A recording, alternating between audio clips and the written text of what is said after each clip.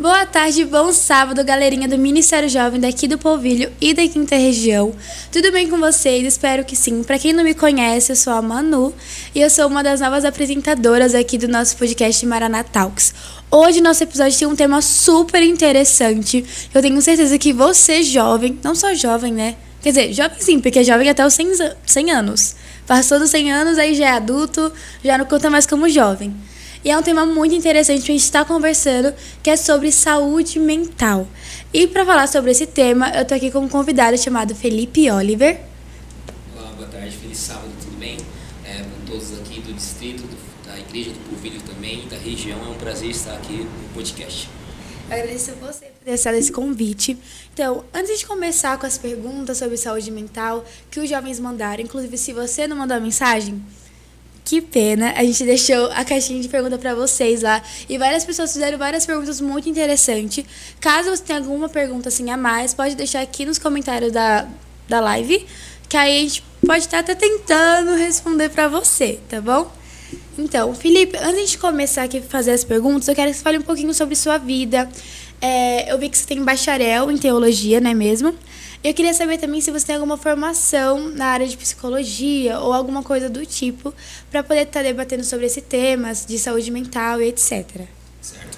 Vamos lá, eu tenho um bacharel em teologia, como você mencionou, e também sou formado em formação de coaching e programação neurolinguística, que é você programar a sua linguística junto com o seu comportamento humano. Caramba, que legal. Eu não sei se tivesse interesse para você fazer isso. Interesse é porque normalmente, primeiramente, bacharel de teologia. Eu sempre vi os pastores, pessoas pregando, ministrando, e eu gostaria de fazer isso, mas como eu iria fazer se eu era tímido? Então era um cara muito travado, muito bloqueado.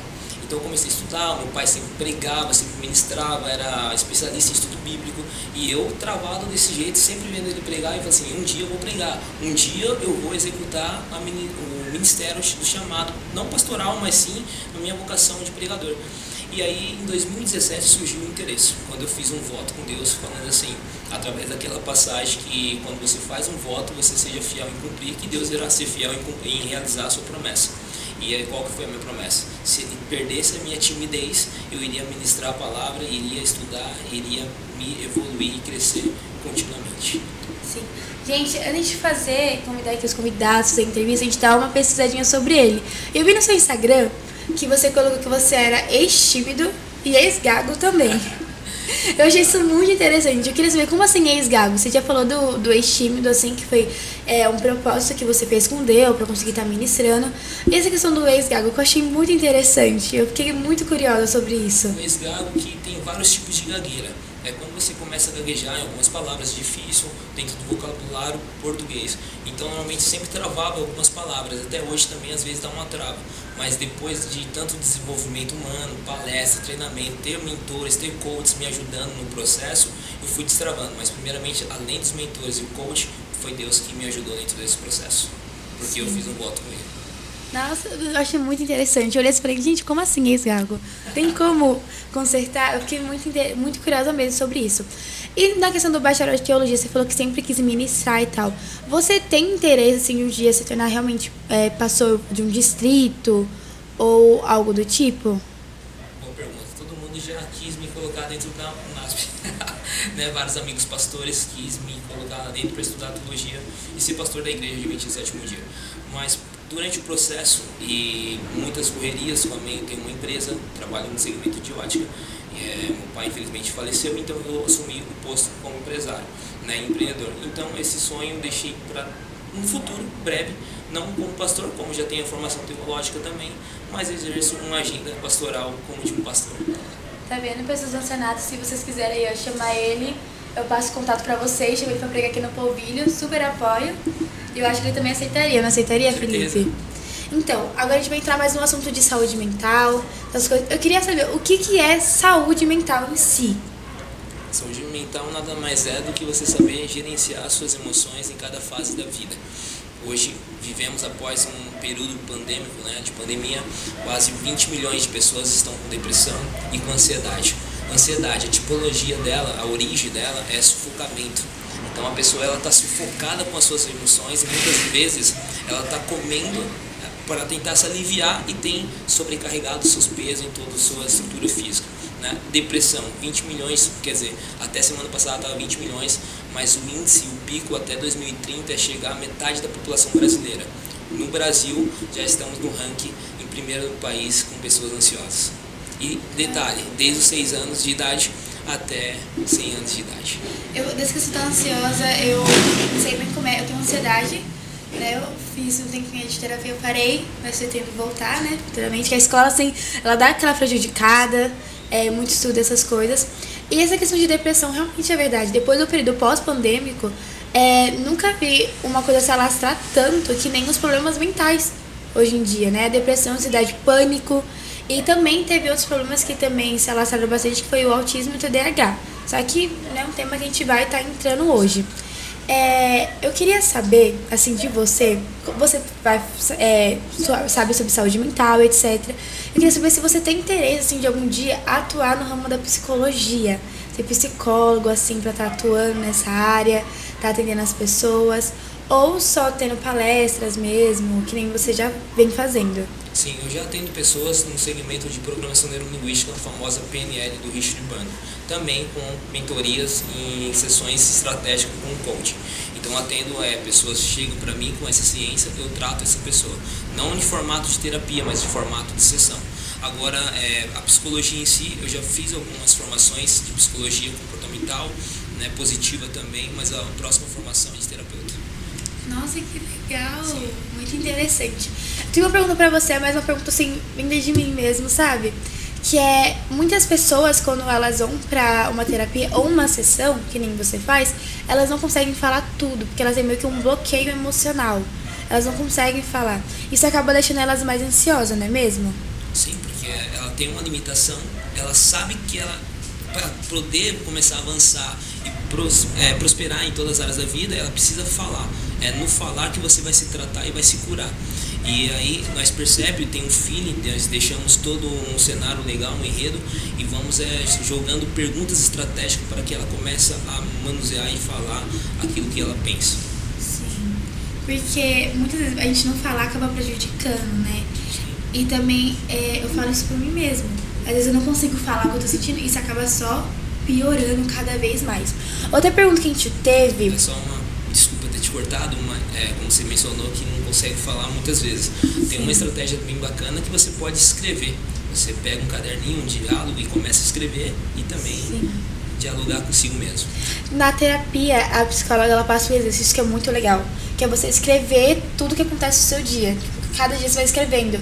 Justamente para no dia ter a terapia, por exemplo, de 15 dias, ou uma vez por semana, ou uma vez por mês, você vai acabar esquecendo o que aconteceu no tal dia, porque você teve uma crise. Então é muito bom estar escrevendo, que às vezes você não consegue falar, mas como você disse, você consegue estar escrevendo sobre aquele sentimento. Sim. E para pessoas ansiosas, qual que é a boa estratégia para ela poder executar? Ela é escrever e se planejar um dia anterior. Então, vamos supor, no domingo, eu me planejo já no sábado, depois do pôr do sol, o que eu vou fazer no domingo. Eu coloco 6 tarefas. E se eu não consigo fazer as 6, tudo bem, tranquilo. Mas eu tento fazer conforme as minhas prioridades necessárias. Igual pessoas muito ansiosas na hora de dormir. Tem muitas pessoas que perdem o sono. Qual que é a estratégia que eu já apliquei em alguns clientes? Antes de dormir, escreva os pensamentos que estão surgindo, que está borbulhando dentro da sua mente, porque isso vai aliviar a tensão emocional dentro dela. Sim. Então, antes de fazer a próxima pergunta, que vai entrar um pouquinho no meio, eu queria saber como que você conheceu a Cristo. Se você é adventista de berço ou se você conheceu a Cristo depois. Sim, eu sou adventista de berço. Meu pai era da Assembleia de Deus, minha mãe era católica. E aí, quando eles decidiram casar, eles começaram a ter o estudo bíblico e eu já nasci no berço adventista. Estou com 33 anos, hoje vou fazer 33 anos. Sempre aos pés de Cristo dentro da igreja adventista. Teve uma fase da minha vida que eu quis conhecer o lado do mundo, mas sempre eu fiquei um pé dentro e um pé fora. Sim, que bom então. É um privilégio muito grande você nascer num berço adventista. Eu falo isso por não nascer nenhum, né? Mas é muito interessante isso. Agora a pergunta que eu ia fazer pra você, que tem um pouco a ver assim de você conhecer a Cristo e tudo mais, é que, tipo, tem uma famosa frase, principalmente a gente cristão, adventista, quando tem algum problema mental, alguma ansiedade e depressão, que as pessoas sempre falam: Ah, mas Cristo consegue ajudar você a melhorar. Realmente consegue. Mas será que essas pessoas também não precisam fazer um acompanhamento, etc? Às vezes também é uma questão de fé também da pessoa, não é mesmo? Sim, se você parar para navegar desde Gênesis até Apocalipse, os profetas, eles teve picos de depressão, crise de ansiedade, até o próprio Jesus lá em Mateus capítulo 26, se eu não estiver enganado, ele falou assim: a minha alma está angustiada, está triste, está lamentada. E quem que ele convidou? Ele levou 3 amigos estratégicos, Pedro, Tiago e João.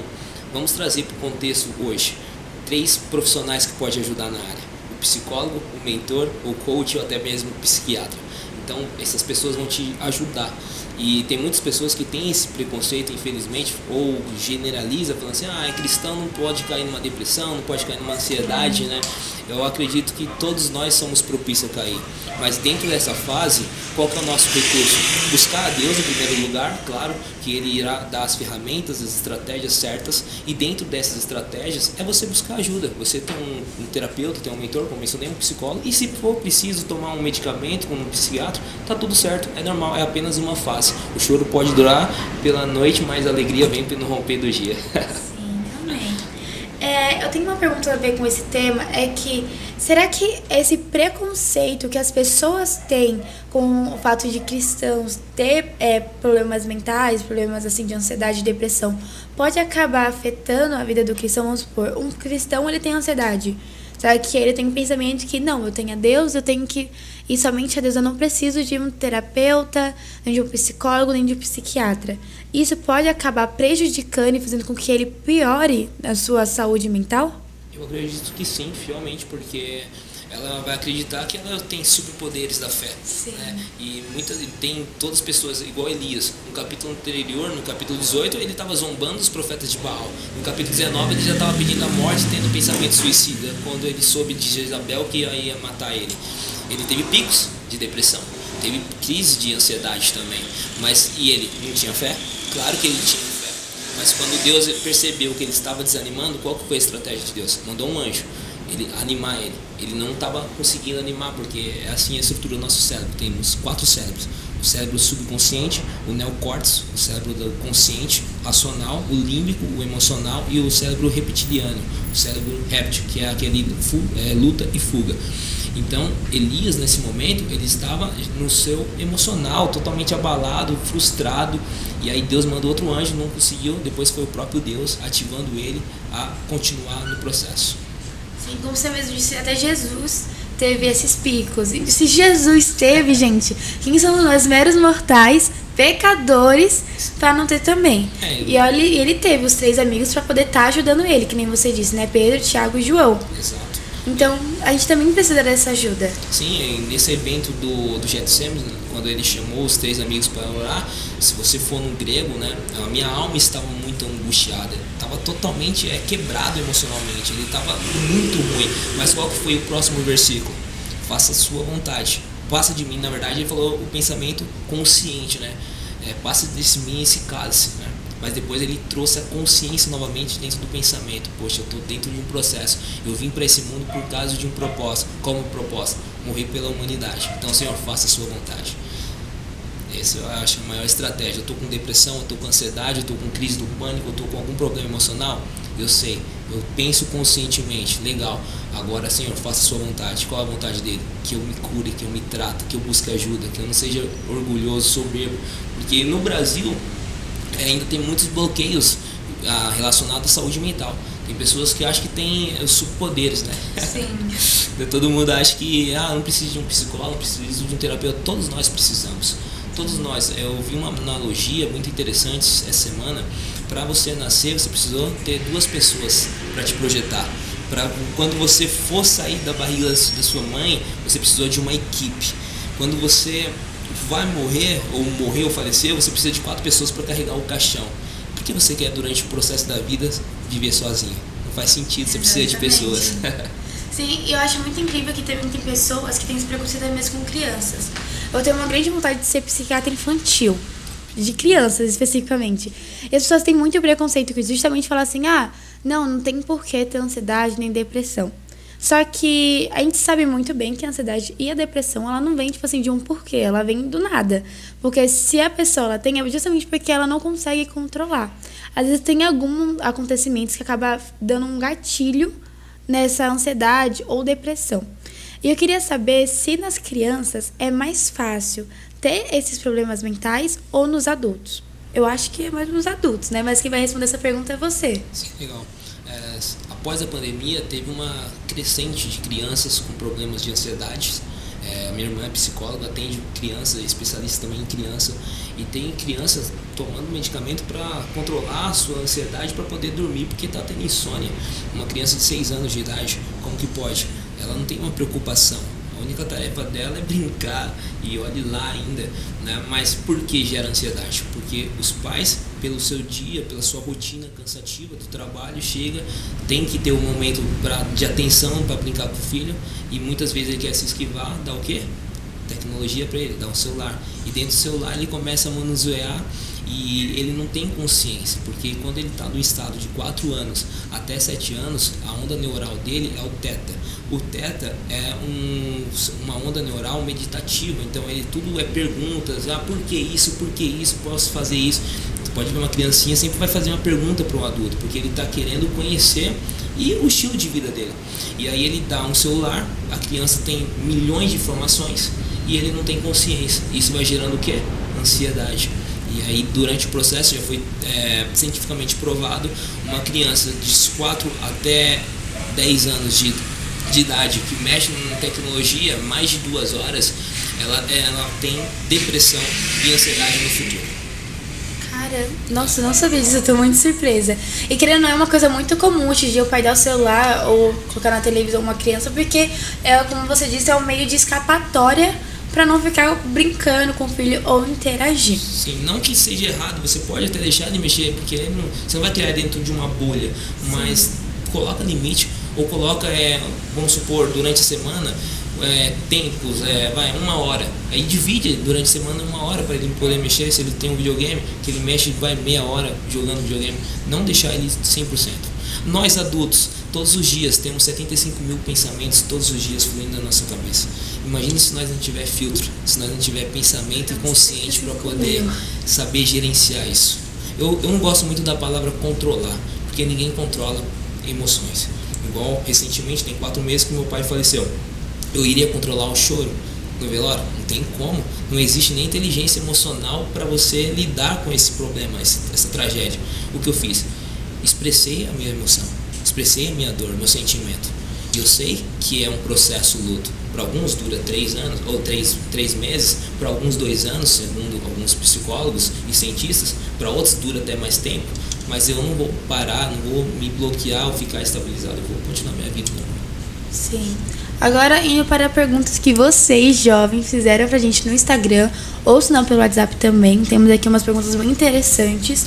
Eu queria que você pudesse estar me ajudando aqui. Me ajudando não, né? Respondendo, porque aqui tem esse conhecimento é você. Tô aqui pra aprender junto com o pessoal. Todos nós. Eu não vou falar o nome das pessoas, porque como eu disse, tem algumas perguntas que podem a pessoa não querer que cite o nome dela. Então, só vou fazer a pergunta mesmo. Na mira da verdade. Exatamente. Gostei. Na mira da verdade, com o Felipe Oliver. Aí, show.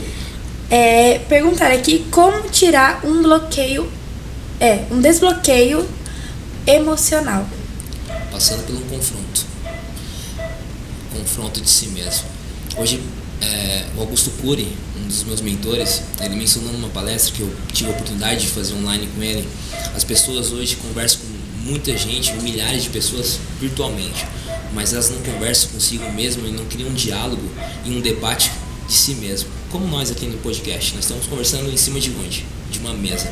Reúne você e somente você e coloca os seus bloqueios em mesa e começa a questionar quem colocou esse bloqueio em mim. Porque segundo a Organização Mundial da Saúde, existem 5 pessoas que colocam bloqueio nas nossas vidas: os nossos pais, os professores, pastores, padres, líderes espirituais, os políticos e nós mesmos.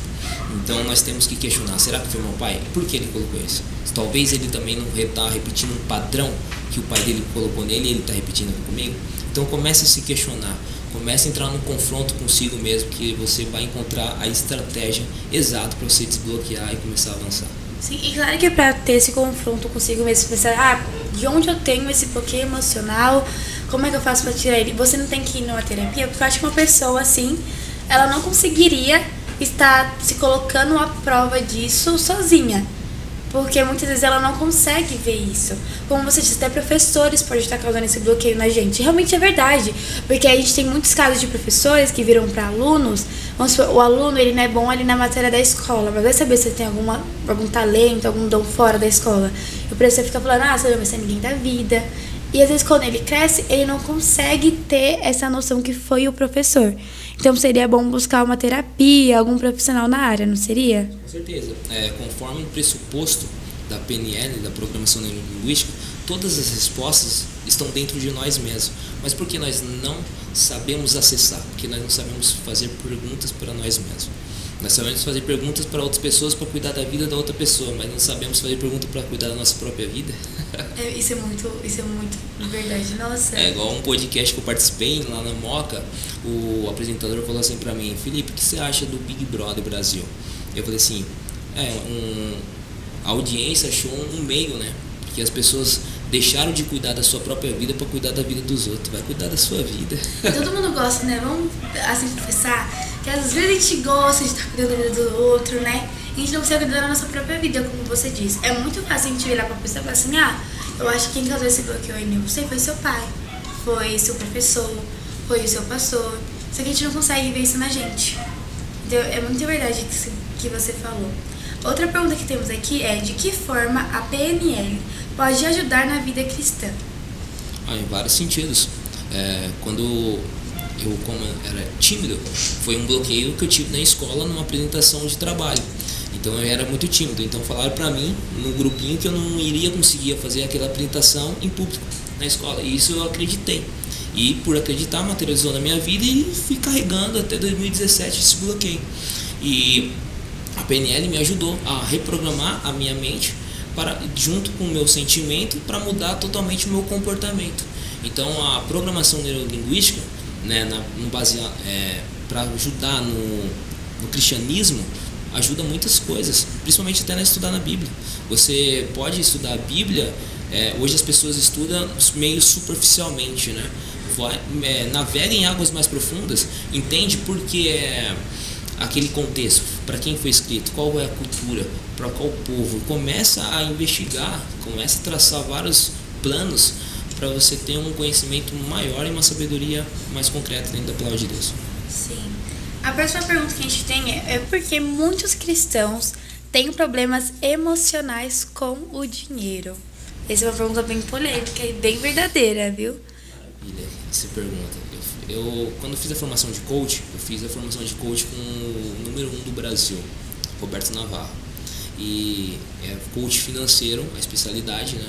Mas qual que é a estratégia? As pessoas, elas já nascem acreditando que ter dinheiro é ruim, né? Baseado naquela passagem que é mais fácil um camelo entrar no reino dos céus que o rico, né? Mas a pessoa não entende todo aquele contexto, não busca nem conhecer. E muitos, infelizmente, até dentro da nossa própria igreja, eu fiz várias palestras de inteligência financeira dentro da igreja adventista, Jardim Rincão, Moca e entre outras igrejas, e eu fazia a pergunta, quem já leu vários espíritos de profecias relacionados à inteligência financeira? Algumas pessoas, de 100 pessoas, apenas uma levantava a mão. E não é por falta de literatura, porque temos muita literatura. Eu li todas, dentro da escritura da Ellen White, eu li todas relacionadas à finança. Adventista, lar adventista, tem vários parágrafos, tem até uma coisa que ela menciona sobre dívida, né? O que é dívida? Dívida é você vender a alma para o diabo, porque você vai se tornar atormentado pelas preocupações geradas por causa de uma má administração financeira. E as pessoas, elas não buscam conhecer, sobre finanças. Ela acha que isso não é só dentro da igreja, mas no mundo. E mostra os dados científicos. O IBGE fez em março, quer dizer, ano passado, no finalzinho do ano, 71 milhões de pessoas, de brasileiros, inadimplentes. Por que está inadimplente? Porque gasta mais do que ganha, não tem educação financeira, não é humilde para buscar entender, conhecer e buscar solucionar a sua vida financeira. Sim. Ele tem que pausar, porque Então, e sobre essa questão do financeiro, é muito presente essa preocupação em jovens que são, não só jovem, mentira, jovem também, como eu disse, jovem até 100 anos, né? Adventistas, por conta da questão do sábado. Hoje em dia é muito difícil você achar um trabalho que não trabalha no sábado, que não trabalha na sexta-feira à noite. Então acaba causando essa preocupação nos jovens. E isso vai aí prejudicando, mas como você disse, tem essa questão dos livros pra gente ler, porque não é falta de literatura pra você estudar, é falta de querer mesmo, de você tomar atitude pra estar estudando. Por isso que é uma recomendação da Ellen White, que para nós adventistas, você começar a empreender, para você poder cuidar do seu próprio tempo. Interessante, eu gostei. Vou virar empreendedora. Gente, comprem tudo comigo agora. Outra pergunta que a gente teve aqui é o que é dependência emocional? É um tema muito polêmico e também muito necessário, principalmente para os casais, né? Casais novos, assim, tá começando a namorar, ou se não, até mesmo casar. Peguei o código. Pegou, né? Pra casar, assim, já estão casados há bom tempo, assim, né? Vai que casais também casados possam ter dependência emocional um no outro. E a gente sabe que isso não é bom, principalmente num relacionamento, porque você acaba colocando peso seu na outra pessoa também. Sim, exato. É um caso bem recente, né, da atriz Anna Hickman, né? Um caso que polarizou bastante. Ela foi dependente emocional do seu companheiro há anos, e quando ele teve a oportunidade, também ele tinha traços narcisistas que humilhava, rejeitava, e ele cresceu em cima dela, né? Ele ficou famoso, entre aspas, e deixou ela totalmente cheia de dívida, de vários problemas, né, emocionais. Claro, com a capacidade dela, habilidade e alguns recursos necessários que ela tinha, ela conseguiu se reerguer e tem se erguido, né? Ela contratou o Roberto Justo, o Paulo Guedes, para ser o mentor financeiro dela. E hoje muitas mulheres, mas eu falo mulheres em si, mas também homens também são dependentes. Mas as mulheres, elas criam uma ilusão que ela é incapaz, digamos, para ficar dependente do companheiro. E se o rapaz percebe disso, meu amigo, ele vai te dominar. E se for um cara pilantra, então, acabou pra você. Sim, porque qual que é a estratégia principalmente narcisista e entre outros? Não que eu seja e nunca fui, mas eu sempre estudei na área da sedução. Eu tive um dos mentores da arte de sedução, Marcos Zuckerberg. Ele como paquerar, enfim, outros assuntos, não do podcast. Vamos fazer outro podcast com ele sobre esse assunto, gente. Precisa mesmo. E qual que é a estratégia? O homem, ele sempre vai encontrar uma brecha na mulher. E essa mulher, ela vai deixar essa brecha fluir. E se ele perceber, ou ele vai lançar uma pergunta estratégica. Se ele tiver um traço narcisista e ele conseguir a isca, ele vai começar a manipular ela em todos os sentidos. E aí começa a pressionar. E qual que é uma das estratégias muito fortes que eles fazem, que acaba com o emocional da mulher? Comparação. A ciclana, a mulher do outro faz isso, a namorada do outro faz isso. Nossa, ela tá isso. E ela começa a perder a sua identidade, se deformar por completo, até sabe quem ela é, mas porque a pessoa, para destruir a outra, é só ter um comentário de terceiros.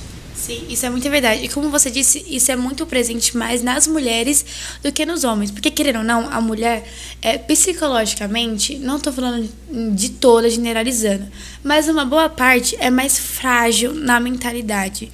Não só na mentalidade, mas no corpo também. E acaba se submetendo a essas situações. Que nem você colocou aí o caso da Anna Hickman. Ela se submeteu a um cara narcisista. E muitas vezes essa dependência emocional, porque, querendo ou não, dependência emocional, ela cega a pessoa. É tipo assim, a pessoa, na cabeça dela, a pessoa é perfeita, só que o companheiro ou companheira pode estar destruindo ela aos poucos, né? Ou se não, nem aos poucos, já destrói logo de vez. E tem esses casos também. Então, como você disse, é mais presente nas mulheres. E também, lógico que tem homens assim, que eles são assim mais sensíveis e aproveitam assim de uma mulher assim que é mais esperta em algumas horas, vai lá e aproveita e vai usando, né? Bastante. Nós estamos aqui recebendo um pedido de ajuda, eu acho. Me juntei. Então, e agora a gente tem uma pergunta também, que é mais sobre os jovens aqui da nossa igreja. Eu acho que não só da nossa igreja, mas os jovens de qualquer outra igreja aí, principalmente que estão na fase universitária. A pressão com a faculdade. Eu falo isso porque eu não sou universitária ainda, estou no 2º ano do ensino médio, só que eu faço ETEC. E estudantes de ETEC, assim, que vão assistir nosso podcast, sabem do sofrimento que é. Assim, é um desespero, é uma pressão que a gente tem, uma pressão, né, muitas vezes não é nem das pessoas ao nosso redor, assim, da gente mesmo, uma autossabotagem que a gente faz com a nossa mente para que a gente fique em desespero, acabe se preocupando muito, muitas vezes desenvolvendo ansiedade. Muitos jovens desenvolvem ansiedade no ensino médio, ou se não na faculdade, pela pressão que tem. E eu queria saber como que a gente jovem, ou se não adulto, que também adulto faz faculdade, né, pode estar melhorando a nossa mente, capacitando ela para essa pressão, esse autossabotamento, vamos falar assim, que a gente faz com nós mesmos. Vou usar um exemplo em 2019, quando eu estava começando, não em 2017, eu estudei bastante na área espiritual, e em 2019 eu fui partindo para a área emocional. Eu entrava de uma imersão, saía de uma imersão de uma semana, das 8 horas da manhã, tinha imersão que acabava meia-noite. Chegava em casa 1h da manhã, para outro dia, 8 horas, estar no mesmo lugar. Eu acabava uma imersão de uma semana, uma alta cobrança, e eu já emendava uma outra, porque eu queria me capacitar, queria me especializar, e eu não dava tempo para mim mesmo. Resumindo, na metade do ano de 2019, deu o quê? Ansiedade. Eu acordava de madrugada chorando, sufocado, falando que eu ia morrer. Eu acordava minha esposa, assim, tô morrendo, preciso ir no médico. A gente pegava o carro e ia para Sacramento. Muitas vezes eu ia dirigindo, ou meu pai me levava também, desesperado. Chegava lá, o médico, cara, você tá ansioso, o que tá acontecendo? Você precisa saber lidar com suas emoções, você é novo, você é atleta, você treina, você... Vejo o seu histórico aqui, você tá bem porque você tá assim, mano, assim, cara, eu tô estudando demais, então eu encontrei o seu problema. Um médico clínico falando isso, foi um psicólogo lá. E aí ele falou assim, olha, dá tempo com tempo. Eu falei que eu saía de uma imersão, ia para outra, e ele assim, olha, relaxa um pouco, eu vou te passar um remedinho aqui, mas você não precisa ficar no remédio, é só você saber gerenciar. E depois eu aprendi isso na formação de coach, é você se programar, você ter um plano estratégico para estudo. Então, você não precisa ler 3 livros de um dia numa faculdade. Você lê aquele principal, né, que vai te ajudar naquela matéria específica. Se você não conseguiu ler naquele dia, tá tudo bem, tranquilo. Leia no outro dia, mas sem colocar pressão em si mesmo, porque senão você vai se automutilar emocionalmente. Sim, eu falo isso por, assim, experiência própria. Eu estudo integral, vou começar a trabalhar, e a gente jovem, principalmente na fase dos 16 até os 25 anos, 26, até os 30, vamos colocar aí uma faixa etária, sofre muita pressão das pessoas ao redor, de, você tem que ser alguém na vida, você tem que trabalhar, ter seu próprio sustento. Só que ao mesmo tempo que as pessoas querem que a gente trabalhe, se sustente, elas querem que a gente estude. E não é tão fácil assim, entendeu? Porque uma faculdade, querendo ou não, é uma coisa complicada, é uma coisa que exige tempo de estudo, e faculdade também não é barato, né? Muitas vezes tem casos de muitos jovens que não conseguem pagar uma faculdade. E por mais que façam um Enem, que tem um Enem para os jovens, o Enem ele sabota muito. O SISU, nossa, ele acaba com o jovem que vai fazer faculdade. Porque, às vezes a pessoa mora aqui em São Paulo e coloca uma faculdade lá no Rio de Janeiro. Ou se não, o Rio de Janeiro está perto ainda. Coloca a faculdade na Paraíba pro jovem. E às vezes o jovem não tem nem dinheiro para estar indo. Então tem que trabalhar, correr atrás. Então é uma pressão que os jovens recebem muito hoje em dia. Principalmente na época em que vivemos. Sempre recebeu. Só que eu acho que hoje em dia está um pouquinho mais forte essa pressão, essa expectativa nos jovens. Você também não acha isso, assim, vendo os jovens hoje em dia? Sim, tem mudado bastante. Tem bastante play, bastante influenciadores capacitados que têm mudado alguns conceitos e têm ensinado também. Tem pessoas que ela não faz sentido uma faculdade, né? Ela busca uma especialização, busca um treinamento, uma formação, sem ser uma faculdade, e não quer dizer que ela não está se especializando, não está crescendo também. Você não precisa seguir a manada, porque é imposto. Normalmente é assim, né? A estrutura foi igual eu falei no podcast anterior que eu fiz. O pai fala para o filho, você precisa estudar, você precisa trabalhar, você precisa permanecer naquele trabalho para você se aposentar com X. Mas quem diz que pode ser assim? Será que esse é o padrão?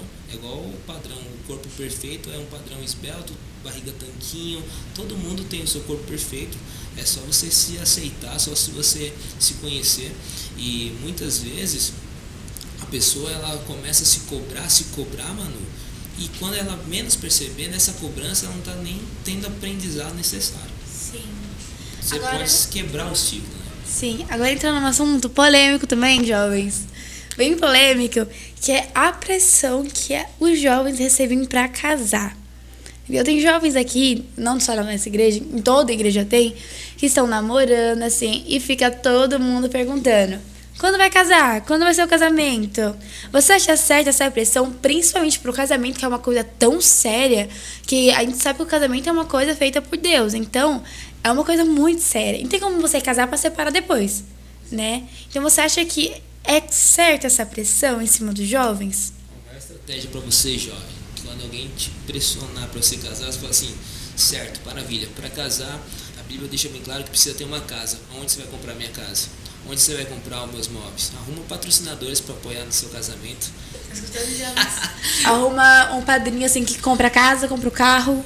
É brincadeira, mas por que pressionar? Tem um tempo de conhecer, a pessoa precisa conhecer o parceiro, saber lidar. Eu levei 3 anos para casar. Para namorar, eu fiquei conhecendo a minha esposa 3 meses. Nós conversamos pelas redes sociais. Depois de 3 meses a gente marcou um encontro, conhecemos, oficializamos o namoro depois de 2 meses. Então realizamos 1 ano e meio conhecendo. Depois de 2 anos cravado, eu pedi ela noivado.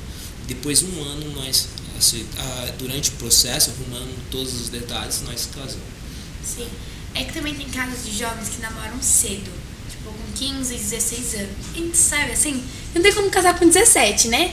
Não tem chance disso. Tem gente que casa, só que nem sempre é o que aquela pessoa quer. Então, às vezes a pessoa demora de 5 a 6 anos pra casar. Só que a pessoa não fez nada, assim, tá purificada, sim, tá na palavra de Deus. Amém. E as pessoas acabam pressionando, porque querendo ou não, as pessoas elas colocam muito um limite de tempo, que eu acho que não deveria ter no relacionamento. Porque eu acho que o tempo quem coloca é o casal. Porque se o casal acha que tá bom ali, vai ficar até achar uma idade tranquila, uma estabilidade financeira para poder estar casando. E por isso que acaba tendo essa pressão tão grande em cima de muitos jovens e muitos casais aqui na igreja. E você acha que essa pressão também pode acabar fazendo que casais se separem? Que é uma coisa bem séria, gente. Com certeza, porque a pessoa ela tá sendo pressionada. E se ela não tem recurso financeiro para poder casar? Então, normalmente a mulher vai querer uma festa, quer entrar, realizar o seu sonho de noiva. Não, o rapaz talvez não queira, mas também é um sonho dele também, fazer todo um script, né, natural.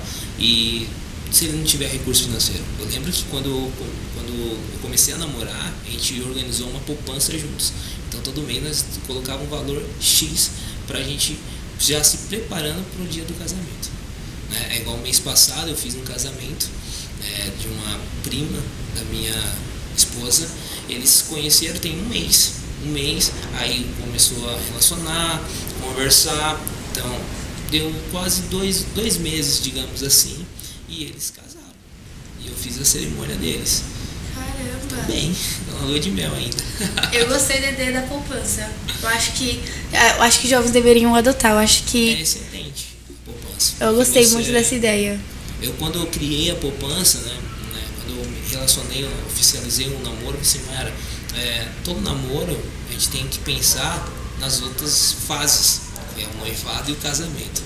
Não sabemos como que vai ser durante o processo, mas por que não organizar desde o começo? Se der errado, cada um vai ter a sua parte, está tudo certo, né? Seja honesto também na conta bancária.